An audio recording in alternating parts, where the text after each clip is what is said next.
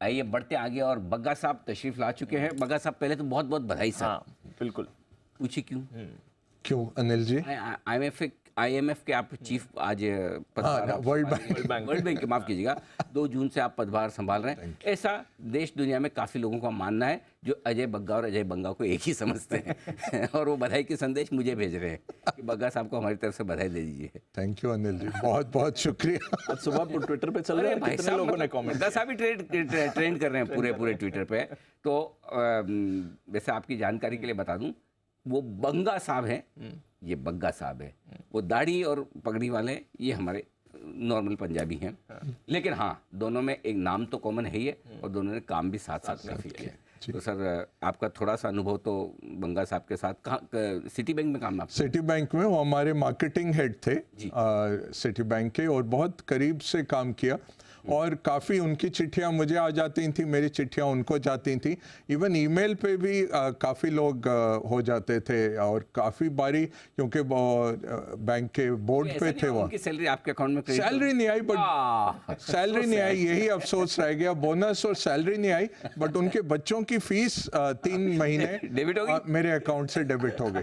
तो फिर मैं HR में जाके एप्लीकेशन देता रहता, तो मेरी शादी भी नहीं हुई, बच्चे भी नहीं है, और बहुत टाइम लगा, 3 महीने तक। थैंक गॉड उस समय फोरेंसिक नहीं होता था। नहीं तो आपकी शादी के बाद अगर फोरेंसिक कराया था, ये किसके बच्चों की फीस आपने दी? तो वही था। और सबसे बेहतरीन बात ये थी कि जब अजय बांगा साहब के फादर मिले, लेफ्टिनेंट जनरल बांगा, उन्होंने मेरा कार्ड देखा, Ajay Bagga vice president city bank, ऐसे उन्होंने भी 2 बारी देखा, और अपनी वाइफ को बोले कि इदा ना ते मिलता है बिल्कुल अजय पाल नाल, कि his name is totally like, इनका नाम तो अजय के साथ ही मिलता है। तो वो भी 1 मिनट देख रहे थे मेरे कार्ड को, लेफ्टिनेंट जनरल साहब भी। तो बहुत मेहनती हैं, खुशमिजाज हैं, भारत के लिए गर्व का है, क्योंकि भारत में ही पढ़े हैं, आर्म्ड सर्विसेज बैकग्राउंड से आते हैं। फादर इनके लेफ्टिनेंट जनरल थे, ब्रदर इनके हिंदुस्तान यूनिलीवर के हेड थे, विंडी बांगा जी। तो दोनों भाइयों ने बहुत अच्छा किया, और हमारे लिए तो बहुत हम गर्वान्वित हो रहे हैं। दोनों रियल ब्रदर हैं जी, HUL वाले भी? और विंडी बांगा, क्या बात है, क्या खानदान है सर, हाई परफॉर्मिंग फैमिली है, गजब। अच्छा, मुझे लगा कि हाँ, ओके, MS बंगा उनको बोला जाए शायद। हाँ, विंडी बंगा साहब जो, हाँ, ओके। तो बहुत अच्छा रहा ये, और हमारे भारत के लिए गर्व की बात है अनिल जी। और मैं तो स्वीकार कर रहा हूँ, इस बारी मैं एक्सप्लेन नहीं कर रहा। कल व्हाट्सएप भी बहुत आ गए थे, तो ठीक है, मैं बस हाथ जोड़ के बधाइयाँ अजय बंगा साहब को इस बड़ी पोजीशन, वाकई में हिंदुस्तान का नाम रोशन करने के लिए। पहली बार नहीं जब बग्गा साहब का ये कंफ्यूजन हुआ है, मतलब काफी समय से वो यूज्ड टू ऐसे डील करने के। बिल्कुल बिल्कुल, पुराने ज़माने से। लेकिन इंटरेस्टिंग चीज़ है कि काम करने का साथ में मौका भी मिला। अच्छा सर, आज आपसे बहुत सारी बातें करनी है। पहले कहाँ से शुरुआत करें? तो पहले एक काम करते हैं कि फेड चेयरमैन का जो स्टेटमेंट आया था, उसमें तो ऐसा लगा कि पोज आने वाला अगली बार, और बोला ऐसा कि भाई अभी भी और बढ़ा सकते हैं। तो ये दोनों में विरोधाभास क्यों? जी, देखिए, वो उनको बोला गया होगा, और सबसे सरप्राइजिंग चीज़ मैं ये कहूँगा, देखिए एक्सपेक्टेड था 0.25 हो गया, करेक्ट। उसमें उन्होंने कहा कि अप्रोप्रिएट रेट हाइक्स, वो वाला जो शब्द था हटा दिया, और कहा कि अब डेटा से देखेंगे। तो हमें लगा ये पॉज की तरफ संकेत कर रहा है। बॉन्ड मार्केट आज भी मान रहा है कि पॉज हो गया है, जून में, जुलाई में पॉज रहेगा, और कटौती सितंबर से शुरू हो जाएगी। बट पावेल क्या चाह रहे थे कि अभी मेरा काम ख़त्म नहीं हुआ। सबको क्या डर है अनिल जी? 1970 की प्लेबुक खोली हुई है फेड ने। 1970 में आर्थर बर्न्स करके थे फेड के चेयरमैन, उन्होंने 2-3 बारी ऐसे रेट हाइक और पॉज कर दिया, जिससे कि इन्फ्लेशन बेकाबू हो गई। फिर वॉल्कर आए, उन्होंने जब वॉल्कर शॉक लगाया 1980 में, 20% वो इंटरेस्ट रेट ले गए थे, और वो वॉल्कर शॉक जब लगा तो 40 साल तक इन्फ्लेशन काबू में रही। ज़रूर उससे एक बहुत भयंकर रिसेशन आया, जिमी कार्टर इलेक्शन हार गए। तो अब ये माहौल उस सब चीज़ का बन रहा है कि आर्थर बर्न्स नहीं बनना चाहते, कि इन्फ्लेशन पे विजय जल्दी नहीं घोषित करना चाहते, और नंबर चाहे पीसी जो ये देखते हैं, प्राइवेट कंजम्पशन एक्सपेंडिचर का जो आंकड़ा है 4.2 पे आ गया है, और अगर आपका रेट 5 है तो आपने नेगेटिव रेट्स मतलब रियल रेट्स आपके पॉजिटिव हो गए हैं 0.8, जो एक बहुत बड़ा ड्रैग है, इतनी बड़ी इकोनॉमी विश्व की सबसे बड़ी। तो मेरे ख्याल से तो कल 0.25 भी नहीं करना चाहिए था अगर आप वो क्लासिकल इकोनॉमिक्स में देखें। बट क्या इनके ऊपर हावी है चीज़ कि हम गलत थे इन्फ्लेशन ट्रांजिएंट सोचने में, दूसरा इन्फ्लेशन कहीं और से निकल आएगी और हमारा क्रेडिबिलिटी और चूक जाएगा। तो इसके चलते, और मैंने कल सवेरे भी कहा था अनिल जी, पॉज नहीं ये बोलेंगे, बोल नहीं सकते, क्योंकि कुछ भी हो सकता है जून तक। तो अगर बेकाबू हुआ थोड़ा भी नंबर्स तो इनके मुंह पे और कालक है। तो इसलिए ये पॉज करेंगे जब कर चुके होंगे, तब जून को जब ये नहीं बढ़ाएंगे रेट तब कहेंगे इस बारी हमने नहीं बढ़ाया, अगली बारी देखेंगे, तब भी नहीं कहेंगे कि अब ये रेट साइकिल हो चुका है। ये इनका ऐसे रहता है। बट सबसे अहम बात जो है, जो लैंग्वेज यूज़ की गई, वही लैंग्वेज एलन ग्रीनस्पैन ने 2006-07 में यूज़ की थी जब उनका पीक रेट आ गया था। तो वही, तो ये प्लेबुक देख रहे हैं उधर की, वो पढ़ के मार्केट बहुत प्रोत्साहित हो गया, बोले ये तो हो गया। यही वाला जो इन्होंने शब्द यूज़ किए कि एलन ग्रीनस्पैन वाले ही शब्द हैं, तो ये रेट हाइक ख़त्म हो गया, मार्केट बढ़ा। बट जब इनकी कॉन्फ्रेंस हुई, पहला सवाल ही था पॉज का, पांचवा सवाल फिर से पॉज पे आया। हर बारी इन्होंने कहा देखिए डेटा देखना पड़ेगा, डेटा अभी मैं नहीं कह सकता। और फिर थोड़ा झल्लाहट में एंड में जो इन्होंने कहा, जिससे गुस्से में मार्केट थे, थोड़ा सा, मतलब हर आदमी चिढ़ गए, मतलब सब यही कह रहे थे कि पॉज बोल दें एक बारी तो हम भाग जाएं मार्केट को लेके, वो बोलने को तैयार नहीं थे।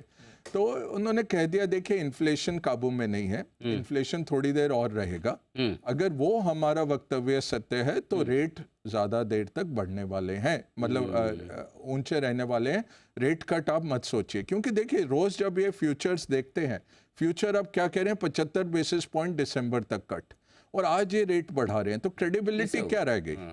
मई में आप रेट बढ़ा रहे हो और मार्केट दिखा रहा है कि सितंबर में पहला कट और दिसंबर में 3 कट। करेक्ट। तो ये इनको तो झल्लाहट तो है ना मार्केट से कि ये मार्केट क्यों इतना बोल ही देते, कॉम्प्लेसेंट। खुल के बोल देते हैं, जाओ तुमको पोज सुनना नहीं बोलूंगा, पोज क्या कर लोगे खींच के ले जाता कोई। लेकिन चलिए, इंटरेस्टिंग चीज है सर। लेकिन यही फर्क है जो सुबह मैं और दीप बात कर रहे थे, अखबार और टेलीविजन में। हाँ जी मैंने सुना आपका। अच्छा सर, तो सही था सर। बिल्कुल सही, बिल्कुल, क्योंकि वो जो इमोशंस जो आपने कहा ना कि वर्ड्स में, लिखित में जो आ गया, वो आपने वही पढ़ा और फिर और जो भावनाएं दिखती है, जो झल्लाहट जैसा आप कह रहे थे, आपने और ज्यादा नजदीक से देखा, पूरा देखा, तो आपको और ज्यादा समझ में आया कि झल्लाहट कैसी है। हम वो मिस कर गए। लाइव ट्वीट भी कर रहे थे सर। हाँ सर, देखा ना मैंने। अपना भी वो दिखा रहे थे कि ये ऐसे ढीले सवाल क्यों पूछे जा रहे हैं उनसे। हाँ ये बहुत सवाल मजेदार नहीं थे। मजेदार नहीं थे। जैसे रोज आप लेते हो ना कंपनीज के साथ, हमें तो वो आदत हो गई अब। पढ़ाई करके नहीं जाते ये लोग। सीधा आप पूछिए, 3 चीजें पूछनी थी उनसे। सर पॉज कब दिख रहा है, करेक्ट, कट कब दिख रहा है, आपको दिख रहा है नहीं दिख रहा है, बैंकिंग संकट तो है, आप तो कहेंगे कि बैंकिंग ठीक ठाक है, बट कितना डीप है? आपने देखा है, आपको और डेटा कुछ आया है बैंकिंग संकट कितना डीप है? अब एक और बैंक जाने वाला है, दीप जो सवेरे बोल रहे थे, पैसिफिक, नए नए बैंक्स के हमें नाम आ रहे हैं, और 150 ऐसे बैंक्स हैं अनिल जी। ये हर हफ्ते एक विकेट गिरती गई, कब तक बड़े बैंक्स आके बचाते रहेंगे? तो इसके लिए भी चाहिए था कुछ निजात दे, कल कुछ इनको रिलीफ देना था, जो सवेरे भी आप बात कर रहे थे, कुछ उनको सांत्वना बोलना था। बहुत फ्रस्ट्रेटिंगली बोरिंग, डल, और एक ही उस पर अटके हुए थे, डेटा ड्रिवन। ठीक है भाई, बट आप फेडरल बैंक हैं, आप दुनिया के सबसे पावरफुल फाइनेंस पर्सनालिटीज में से हैं, शायद सबसे ज़्यादा हैं जैनेट येलन के साथ। अगर आप दिशा नहीं दिखाएंगे, मार्केट फिर दिशा लेंगे, तो अनसर्टेनिटी आ जाती है। आपने जून तक अब अनसर्टेनिटी कर दी। जून को अगर आप नहीं बढ़ाएंगे तो आप कह सकते थे मई में, आप ये कह सकते थे देखिए 70% प्रोबेबिलिटी है नहीं बढ़ेंगे अब रेट, बट अगर डेटा आया तो हमें बढ़ाने पड़ेंगे, आप हमारे साथ रहिए। मार्केट बिल्कुल वाह वाह करते। आप इतना कह सकते थे, देखिए 5% बढ़ा दिया, ये कभी जिंदगी में हुआ नहीं। 5% 14 महीने में बढ़ा दिया जाए, बहुत बड़ा शॉक लगा है। और क्यूमुलेटिव होता है, लैग के साथ आता है, 12 से 18 महीने में इम्पैक्ट आता है। वो इम्पैक्ट हमें हाउसिंग में आते दिख रहा है, कंज्यूमर स्पेंडिंग थोड़ी कम हो रही है, बट इकोनॉमी ठीक ठाक चल रही है, सॉफ्ट लैंडिंग है। ये तो मैं भी बता सकता हूँ। अच्छा, अगर आपको डेटा ड्रिवन ही बनना है तो कंप्यूटर को लगा दो ना। फेड का 18 लोग फेड के गवर्नर बैठे हैं 18 है वहाँ पे? और 12 वोटिंग मेंबर्स हैं। आप लोगों से क्या हमें निकल के आया? कुछ तो आप बताइए। फिर बोलते हैं यूनानिमस। अच्छा, 2-3 लोगों ने पहले कहा था कि हम देखेंगे।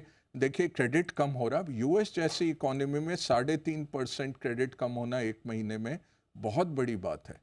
तो क्रेडिट, स्मॉल कंपनीज को, हाउस को क्रेडिट टाइट हो रहा है और बैंक्स का जो इशू आ रहा है उसके कारण और होगा। तो ये कह रहे नहीं, हमें देखना है। आपके पास सब चीज की प्लेबुक है, रेट बढ़ाने की प्लेबुक आपकी दुरुस्त है, हाँ। बट बैंकिंग में जो टर्मोइल है उसके लिए आप कहते हैं हम देखेंगे। ओ, गोल्ड रिकॉर्ड हाई पर गोल्ड रिकॉर्ड हाई पर 61,400। आ क्या गया। बात है, वाह, बहुत ही बढ़िया, बधाइयाँ। मूव जबरदस्त है। सबसे ज्यादा सोना हिंदुस्तान के लोगों के पास है सर। सोना और बॉन्ड मार्केट आपको बता रहे हैं पॉज हो चुका है। हाँ। बेचारे स्टॉक मार्केट को थप्पड़ पड़ रहे हैं। करेक्ट। ये हो गया है पॉज, आप बोल नहीं रहे। कोई इन्फ्लेशन यहाँ से कैसे भागेगी? आपकी इकोनॉमी स्लो डाउन हो रही है। सब जगह से जो आंकड़े आ रहे हैं कि स्लो डाउन हो रहा है, धीरे धीरे जा रहा है। कल भी जैसे मैंने कहा अनिल जी, हार्ड लैंडिंग अभी तक नहीं दिखती, बट हार्ड लैंडिंग की परेशानी क्या है? हार्ड लैंडिंग आता है सडनली, सॉफ्ट लैंडिंग आता है धीरे से। अब soft landing quarter the quarter दिख रहा है आते हुए। सोना आपको दर्शा रहा है, सोने का कोरिलेशन है, रेट हाइक जब अंत होता है सोना पीक करता है, सोना भाग रहा है।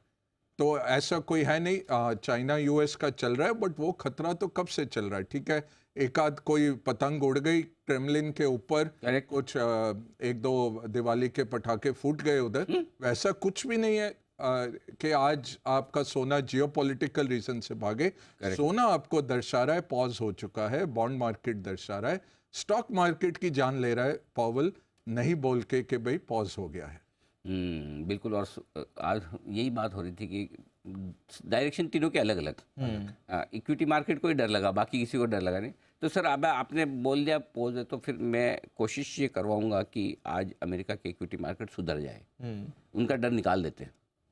हो गया बहुत। हाँ, जो बात की संभावना बनती है। 1967 के बाद सबसे ज्यादा 2022 में सेंट्रल बैंक्स ने सोना खरीदा है, और ये डी डॉलराइजेशन की मूव है, क्योंकि जो उदय कोटक साहब ने भी कहा, dollar is the biggest financial terrorist.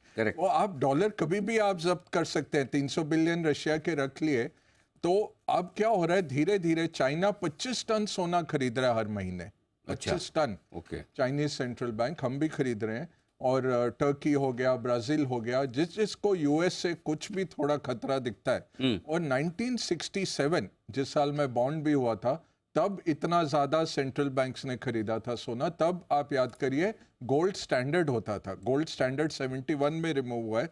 तब आप जितने नोट छापते थे गोल्ड रखना पड़ता था, उसके मुकाबले में पहुंच गया है। तो ये सेंट्रल बैंक्स इतना खरीद रहे हैं अनिल जी सोना, बस इतना ही कहूंगा सर। लेकिन मेरे को याद है आपने सबसे पहले कहा, युद्ध के पहले जो रशिया ने सोना खरीदा दबाकर जी, मेरे को लगता है पूरे युद्ध में सबसे ज्यादा पैसा रशिया वालों ने बना दिया। सॉलिड बना है। सैंक्शन उन पे लगी, बैंक अमेरिका के गिर गए। और वो सारा अभी निकल के आ रहा है। यूरोपियन कंपनी से खरीद रहे हैं, यूक्रेनियन कंपनी से मिलिट्री हार्डवेयर खरीद के उन्हीं के ऊपर गोले दाग रहे। तो इतना उनका सक्षम है स्पाई नेटवर्क। देखिए चाइनीज का उस दिन बहुत हंसी आई, फरीद ज़कारिया का शो था रात को, उन्होंने दिखाया चाइना ने एक पुलिस स्टेशन खोला हुआ था न्यूयॉर्क में। पुलिस उनको पता ही नहीं, और पकड़ के डिसिडेंट्स को ला के मार मुर रहे थे। शिप में लेके भाग भी जाते होंगे उनको। और पुलिस स्टेशन उधर बकायदा लिखा हुआ है चाइनीज पुलिस। चाइनीज में लिखा होगा ना सर? हाँ, चाइनीज में। इसलिए अमेरिका वाले समझ ना पाए। उनकी लैंग्वेज समझना हर किसी के बस की बात है नहीं। रूस के जो राष्ट्रपति हैं पुतिन साहब, उनके महल के ऊपर, महल कहना ठीक है सर? हाँ, क्रेमलिन महल ही था। महल ही, हाँ। उनके महल पे थोड़े कुछ ड्रोन वोन से हवाई हमले हुए, लेकिन फिर भी हमारे मार्केट पे किसी को फर्क नहीं। इग्नोर्ड क्यों सर? अनिल जी, ये मतलब ड्रोन कहीं से तो चला होगा। अच्छा, यूक्रेन से तो नहीं निकल सकता इतना दूर, वो इतना छोटे वाला ड्रोन तो रॉकेट से कहीं से लॉन्च हुआ है करीब से। वो उसके डोम के ऊपर ही उसको क्यों फटना है? अच्छा, अगर उसमें विस्फोटक थे जो उनको हानि कर सकते थे तो बड़ा विस्फोट होना चाहिए था। करेक्ट। वो तो ऐसे ही इससे बड़े तो हमारे आईपीएल में पटाखे छूट जाते हैं। वो तो दिल्ली में तो लड़ाई भी हो रही थी, अच्छे मुक्के चल रहे थे, मैं देख रहा था स्टेडियम में, उछल उछल के लोग मार रहे थे एक दूसरे को। यस, तो ये क्या करते हैं, ये फॉल्स फ्लैग अटैक होता है, इसको कहते हैं कि अपने ही तरफ से कुछ करके फिर एक आप बनाते हैं बहाना कुछ और करने का। अब क्या है, वहाँ पे स्प्रिंग आ गया है और सड़कें खुल रही हैं धीरे धीरे, एक ऑफेंसिव होने वाला है। शायद यूक्रेन काउंटर ऑफेंसिव करेगा या रशिया ऑफेंसिव करेगा। रशिया की प्रॉब्लम क्या चल रही है कि उनके पास असला नहीं है। जितना वो कोशिश कर रहे हैं, क्योंकि पूरा विश्व सप्लाई कर रहा है यूक्रेन को, पूरे विश्व में मैं कहूँगा वेस्टर्न यूरोप और अमेरिका का जितना आर्मामेंट इंडस्ट्री है वो उनको असला दे रहा है, और रशिया नहीं ले पा रहा है, चाइना भी नहीं सप्लाई कर पा रहा है दबाव के कारण, क्योंकि अगर वो करेंगे तो काफ़ी सैंक्शंस उनके ऊपर भी आ सकते हैं। तो रशिया के पास एक कमिटेड अटैक करने के लिए असला बारूद नहीं है, इसलिए वो मिसाइलें ही दाग रहे हैं। अब ये कल जो हुआ, इसका प्रोपेगेंडा की तरफ से देखना है। वो कोशिश कर रहे हैं कि रशियंस जो हैं उनकी अपनी जो पॉपुलेशन है वो देखे कि आक्रमण यूक्रेन कर रहा है, एग्रेसर यूक्रेन है, क्योंकि मॉरल हाई ग्राउंड यूक्रेन के पास है। Correct. तो ये कोशिश करके, अच्छा उसमें पुतिन सोते भी नहीं है, उनका दफ्तर है, वो सेनेट है क्रेमलिन का, तो ऐसा नहीं है कि पुतिन वहाँ थे या रहते हैं। और यही है कि इतने सक्षम एंटी सर्वेलेंस इक्विपमेंट होते हैं कि ड्रोन डोम तक पहुंच जाए तो वो बिल्कुल ही फोटोग्राफिक सोच के, भाई अगर नीचे गिर गया दीवार की तरफ तो इतना नहीं आएगा, यहाँ डोम के ऊपर झंडे की तरफ ही आप फाड़ना जाके तो बिल्कुल ही ये स्टेज मैनेज लग रहा था, इसलिए मार्केट्स ने श्रग ऑफ कर दिया यार ये तो। करेक्ट। बिल्कुल सर, मतलब एकदम मैं देख रहा तस्वीर, वो छोटा सा जा रहा है, झंडे के पास जाके फट रहा है एकदम। पता भी नहीं लगता, हाँ, वो पता- पटाखा लगता है। पटाखे जैसे ही है, मतलब उससे ज्यादा मिसाइलें तो हमारे नॉर्थ कोरिया वाले दोस्त छोड़ देते हैं। संडे को उठते हैं, आज बच्चों क्या देखना है तुम्हें, चलो आज जापान के ऊपर से जाना है, जापान के ऊपर से डालते हैं। बिल्कुल। हर संडे वो मिसाइल छोड़ते हैं।